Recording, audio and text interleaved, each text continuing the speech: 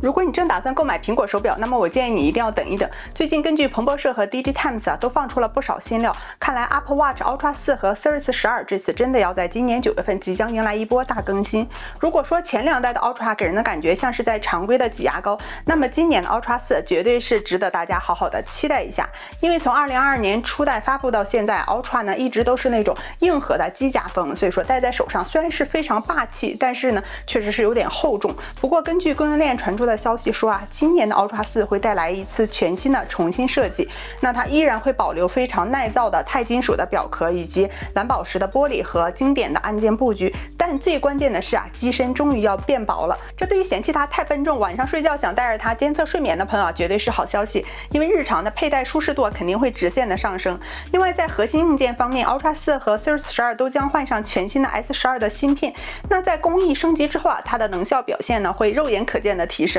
虽然说听说电池的物理容量没怎么变大，但是就是这个续航还是会比现在呢稍微要好一些的。另外根据泄露的苹果代码显示，苹果正在测试用于 Apple Watch 系列的 Touch ID 生物识别认证功能，但是目前尚不清楚这个功能到底如何实现，因为 Touch ID 呢很有可能位于屏幕下方，也有可能集成在侧边的按钮中。不过我觉得升级续航比 Touch ID 来的更加的重要。不过据了解，新款呢将会提升充电的速度，那至于是否会升级电池的容量呢，还要看苹果因为正在一直研究的磁吸表带，如果可以实现的话，那么表壳那儿的这个空间就会有多余的空间来增加电池容量了。其实今年苹果手表的升级还是重点放在了健康监测功能上。根据 DigiTimes 明确提到了 Ultra 4呢背面将会换成一个全新设计的8传感器阵列，也就是传感器成倍增加，而且这个数据自然就会比以前更加准确，所以说可以大幅减少对纯算法的依赖。而且今年最大的亮点应该是加入了高血压的监测功能，主要是用来做高血压预警的，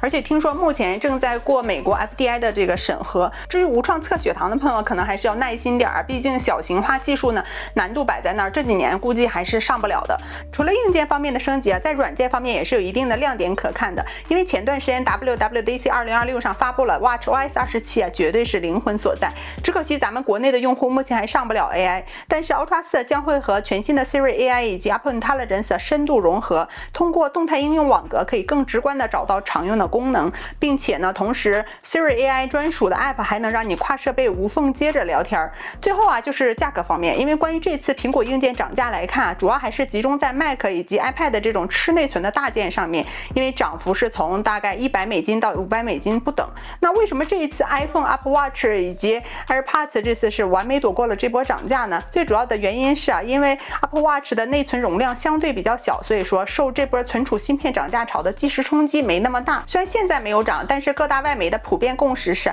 苹果只是把 iPhone 和 Apple Watch 的涨价计划推迟到了9月份的秋季发布会，到时候新机型发布大概率会直接以更高的首发价亮相，所以 Series 12系列以及 Ultra 4的起售价预计涨幅在$30到$50左右。总而言之，更轻薄的钛金属机身以及 S12芯片的能效飞跃，再加上更准确的健康追踪以及潜在的 Touch ID， 能让它成为可以说是这几年最值得一冲的 Ultra 手表。所以说大家怎么样看呢？这个秋天你是打算入手12系列还是 Ultra 4呢？欢迎大家有任何想法和疑问在评论区留言告诉我，和我一起讨论。如果喜欢我视频的小伙伴记得一键3连哦，感谢大家的支持，我们下期见啦，拜拜。